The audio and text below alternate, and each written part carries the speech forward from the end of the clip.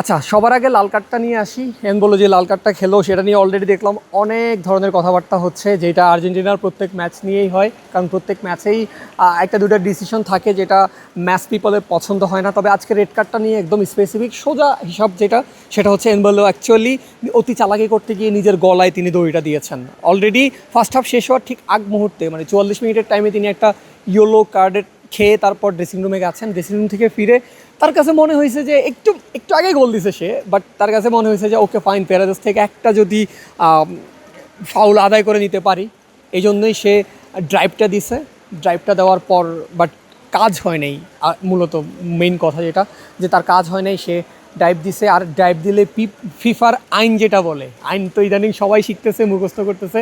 আচ্ছা, ফিফার আইনটা আমি বলি এখানে, এই ক্ষেত্রে কী হয় সেটা হচ্ছে, আপনি যদি ড্রাইভ দেন বা একটু অভিনয় করার চেষ্টা করেন যে হচ্ছে রেফারিরে বুঝানোর, মিথ্যা বোঝানোর চেষ্টা cool body spray, long lasting fragrance করেন যে হচ্ছে আপনাকে ট্যাকেল দেওয়া হয়েছে বা আপনাকে ফাউল করা হয়েছে, আপনার একটু বা আনইনটেনশনাল যেই সফট টাচগুলো আছে সেই টাচগুলো তো যদি আপনি একটু এইরকম করার চেষ্টা করেন, তাহলে হচ্ছে আপনি একটা ইয়েলো কার্ড খাবেন আর অপোনেন্ট হচ্ছে একটা ইনডিরেক্ট ফ্রি কিক পাবে। সেটাই হয়েছে এখানে। এনবেলো প্রথমে কিন্তু তিনি এনবেলোকে দেন নাই, এনবেলো ফাউল হয়েছে সেটাই কিন্তু রেফারি কনভিন্সও হয়ে গেছিলেন। বাট যখনই ভার চেক করা হয়েছে তখনই দেখছে যে সে অ্যাকচুয়ালি ডাইভটা দিছে। ডাইভটা দিতে দিতে সে হচ্ছে তার যেই ইন্টেনশনটা ছিল, সে ফাউল আদায় করার চেষ্টা, সেটা ফাউল, সেই ওই ইন্টেনশনে তার অভিনয় সুলভ যে আচরণটা সেটাও দেখা গেছে। আর ওই জায়গাতেই সে কটটা অ্যাকচুয়ালি খেয়ে গেছে। 72 মিনিটের পর থেকে আপনার সুইজারল্যান্ডকে ওয়ান ম্যান ডাউন খেলতে হয়েছে। 10 জনে খেলে তারপরেও তারা দুর্দান্ত খেলেছে। আর এই দুর্দান্ত খেলার পিছনেই একটা কথা চলে আসে যে হচ্ছে আর্জেন্টিনা, তারা নকআউটে তাদের বলা হয়েছিল তারা সবচেয়ে সহজ রাস্তা পাচ্ছে বিশ্বকাপের ফাইনালে যাওয়ার জন্য, কিন্তু সবচেয়ে সহজ রাস্তা তো তারা পেয়েছে।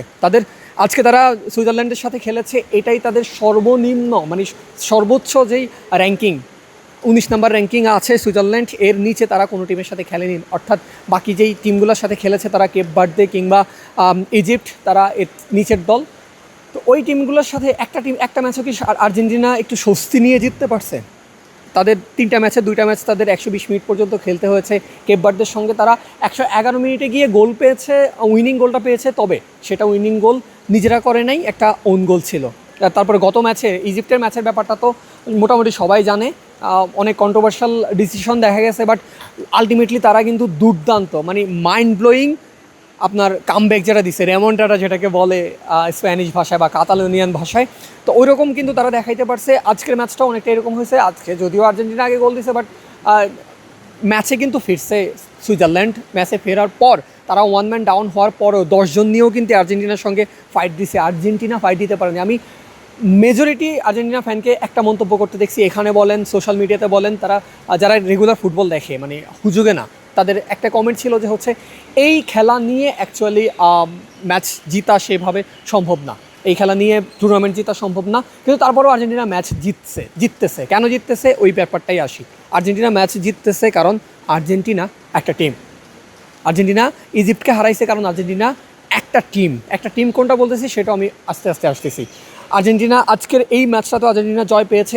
এই ম্যাচটা যদি টাইব্রেকারে যাইতো, কেপ ভার্দের ম্যাচের মতো, টাইব্রেকারে গেলে কিন্তু খুব ভালো ফেভারে থাকতো সুইজারল্যান্ডেরই। কারণ হচ্ছে কোবেল খুব ভালো ফর্মে আছেন। লাস্ট ম্যাচটাও কিন্তু তিনি দলকে টাইব্রেকারে জিতে তারপর হচ্ছে আজকে কোয়ার্টার ফাইনাল তিনি খেলতে এসছেন। তো সেই ব্যাপারটা বাদ, আর্জেন্টিনার টিম কেন সেটাই বলি। আমি এইখানেই যেতে চাই একটা কম্প্যারিজনটা হচ্ছে পর্তুগালের সঙ্গে। যেহেতু মেসি ভার্সেস রোনালদো সারা জীবন হয়ে আসছে, এখনও হয়েই থাকবে। তো ওই কম্প্যারিজনে কেন যেতে চাচ্ছি, কারণ হচ্ছে এই টিম নিয়ে, মানে পর্তুগাল একটা টিম না, অ্যাজ এ টিম তারা খেলতে পারে নাই।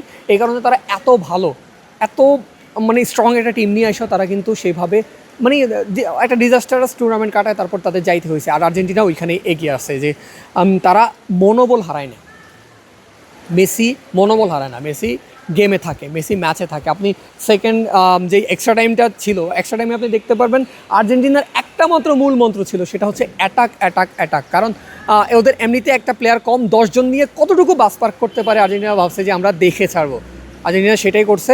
আমি জাস্ট সব পরিশেষে একটা কথা বলতে চাই, আজকের ম্যাচ, বিশেষ করে ইজিপ্টের ম্যাচ, যেহেতু পর্তুগাল কোচ চেঞ্জ করছে, রোনালদোর ফেভারিট কোচ আসছেন, পর্তুগালকে ইউরো 2028 আর বিশ্বকাপ 2030 এই দুইটা যেহেতু তাদের টার্গেট, আমার মতে আমি যদি থাকতাম অথরিটিতে আমি একটা কাজ করতাম, সেটা হচ্ছে পর্তুগালের প্রত্যেকটা ট্রেনিং সেশনের আগে, পর্তুগালের প্রত্যেকটা প্র্যাকটিস সেশনের আগে আর্জেন্টিনার এই 2 ম্যাচের হাইলাইটস দেখাইতাম কিংবা ফুল ম্যাচ দেখাইতাম, যে হচ্ছে একটা নিজেরা ডাউন হইলো, নিজেরা পিছনে পড়লো, হচ্ছে কীভাবে কামব্যাক দিতে হয়, কীভাবে মনোবল না হারায়া ম্যাচে টিকে থাকতে হয়। আর্জেন্টিনা পর্তুগালের জন্য আদর্শ হয়ে থাকা উচিত।